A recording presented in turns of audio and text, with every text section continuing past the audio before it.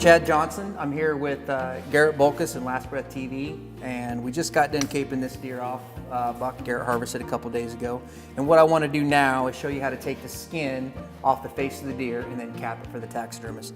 This is going to be useful, especially if you're on an elk hunt, moose hunt, caribou hunt, something where you're in the backwoods where you don't want to carry the skull. You know, because you got so many packs in and out, just carrying the meat and the hide and the antlers themselves. So this is just going to be a quick demonstration on how to get that done in the backwoods, or if you don't have the freezer space and you don't have the time to get a taxidermist right away, it takes up a lot less room if you don't have to freeze the whole rack. So what I did here was, for demonstration purposes, use some blue tape, and I call this the Y incision. Some guys want to do a 7 incision, but I prefer, and I think most taxidermists prefer, doing a Y incision. And all you're going to do is go from the back of the antler down about 3 to 4 inches on both sides, and then where those 2 points meet, draw one more line down 6 to 8 inches, and that's going to be the only incisions you make on the back of the cape. So let's get to work. So the tools you're going to need to do this is what we have here is an outdoor edge knife. It's extremely sharp, which you're going to want a really sharp knife for this, and a screwdriver. A lot of people don't know about the screwdriver trick, but if you get a screwdriver and you just shave the ends of this off where it's just not really fat, and then you walk the screwdriver around the base of the skull, it makes this job a lot easier. So what I like to do starting off is make my incision that goes down towards the back of the deer. Like I said, you just make that about 4 to 6 inches. Just like so. And you try to stay in the mane, or the dark hair pattern on the back of the deer. Go back to the top of that incision, stick your knife in, and always cut from the skin out. Don't ever cut down, because then you'll be cutting the hair, and when you go to sew it, that hair is going to be cut and it won't look right. So always cut from the skin out. So I just stick my knife in, go all the way to the base of that antler burr, and then bring it up and out. And that's how I make that incision right there. If you have to make any final cleanup cuts, just kind of pull your hair back out of the way, take the tip of your knife, and walk it down in there. So we'll do the other side. Okay, and take and separate that cap right there. Just pull that skin up a little bit, and then now here's where you can use the trick of the screwdriver. So you just start the screwdriver in your incision and just walk it around, pulling forward. There's one antler there. That's the other antler there. Now we're done with the screwdriver. Then what we'll do is we'll just take the knife and kind of start working the hide back down. Work out towards each ear butt.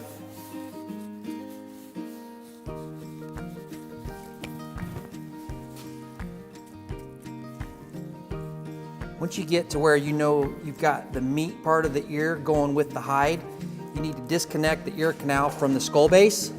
And how you do that is you just continue to put pressure on the ear butt itself until you dislocate and cut through the ear canal.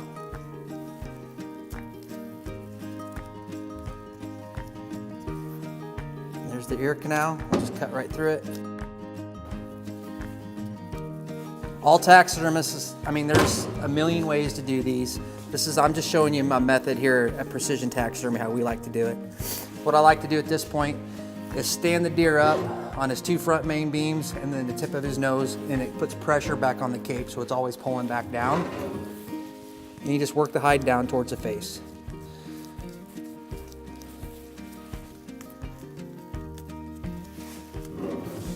Okay, so what we've done is we brought the hide down now basically to the back of the eyes. And then at this point, what I like to do is separate the mouth, inside of the mouth, and disconnect the nasal cartilage. So the way I do that is I grab the cheek and I kind of pull it up so that I can stick my knife down inside the gum line, staying close to the top of the palate as I can. And I just make one long incision all the way around the top palate of the deer. And once that incision is made, I'm then pulling back the skin, because again, the back of your knife, if you're working in here, the back of your knife can be cutting the nose pad, be cutting these whiskers, or messing up the hair pattern here on the lip. So always be pulling and putting pressure to keep what's going to show on the mount out of the way of the knife. So just pull it back, disconnect that tissue on the nasal cavity there.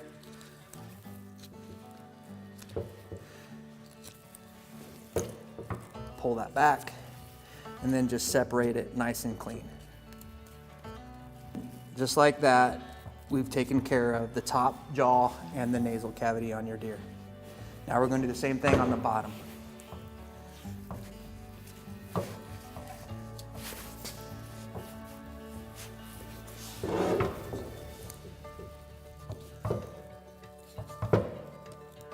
And once you get your incision all the way around, you just pull it back and just work it down.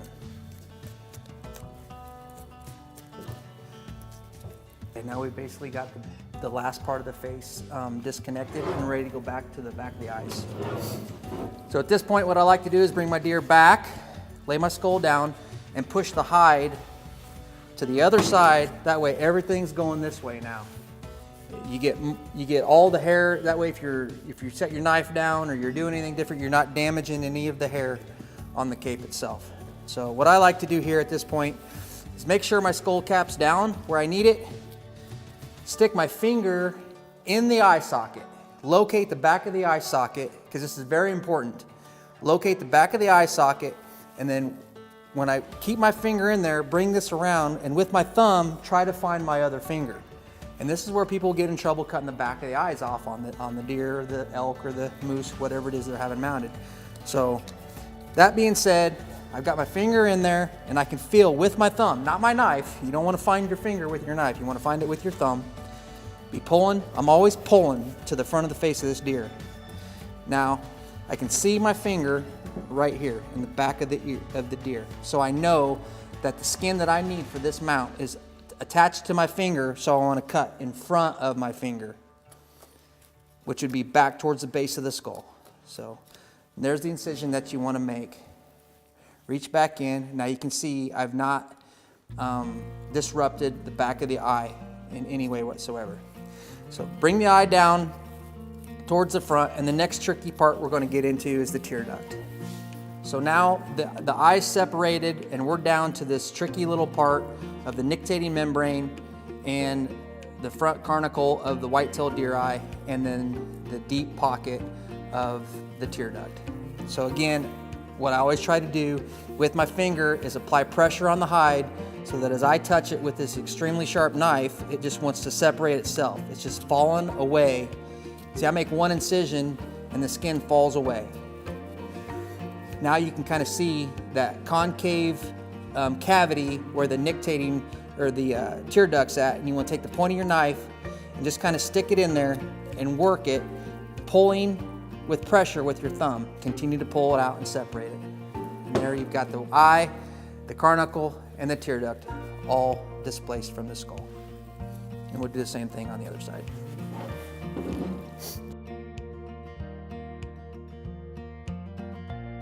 The last thing that we have to do now is find the muscle tissue on the inside of the cheek of this whitetail.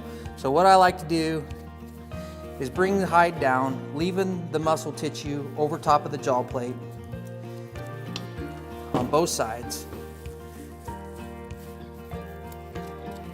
And then once I've got the skin forward, I'll take my knife and then I'll just disconnect that muscle tissue. And all that is sliding the knife up through the meat and making one quick incision, just like that.